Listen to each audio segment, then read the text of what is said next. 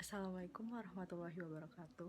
Halo semuanya, nama saya Mardiana Rizkananta dari kelas 11 MIPA 6. Di sini saya akan menjelaskan praktikum kimia yaitu penentuan asam basa dengan indikator alami. Di sini ada bahan-bahannya atau indikator. Yang pertama buah naga, yang kedua wortel, yang ketiga daun pandan, yang keempat kunyit, yang kelima bunga. 3 larutan yang kita butuhkan di sini. Yang pertama larutan kapur sirih, yang kedua larutan cuka, dan yang ketiga larutan air garam. Indikator yang pertama yaitu buah naga. Yang pertama itu kita masukkan ke dalam larutan kapur sirih.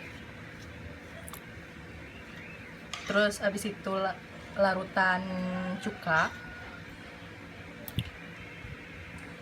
Terus habis itu larutan garam. Indikator buah naga yang pertama itu larutan kapur sirih, warnanya ungu pucat. Terus yang kedua itu larutan cuka, dia itu warnanya itu ungu terang. Terus yang ketiga itu larutan air garam, itu warnanya itu ungu netral. Yang kedua ada indikator daun pandan, kita masukkan ke dalam larutan kapur sirih. Terus yang kedua larutan cuka, yang ketiga larutan garam.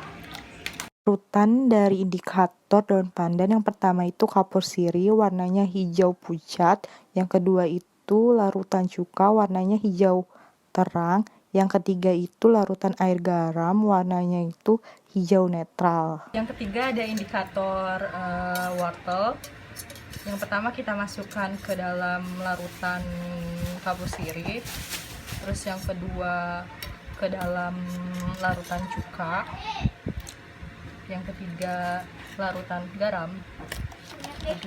Larutan indikator wortel yang pertama itu larutan kapur sirih, warnanya itu orange pucat. Terus yang kedua itu larutan air cuka, warnanya orange terang. Terus yang ketiga itu larutan air garam, warnanya itu orange netral.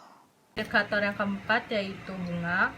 Pertama kita masukkan ke dalam larutan kapur sirih. Terus yang kedua larutan cuka. Yang ketiga larutan garam. Dari larutan indikator bunga yang pertama itu larutan kapur sirih, warnanya itu coklat kemerah-merahan pucat. Yang kedua larutan cuka, yaitu warnanya itu coklat pekat. Yang ketiga itu larutan air garam, warnanya itu coklat bening. Indikator yang kelima yaitu kunyit. Pertama kita masukkan ke dalam larutan kapur sirih.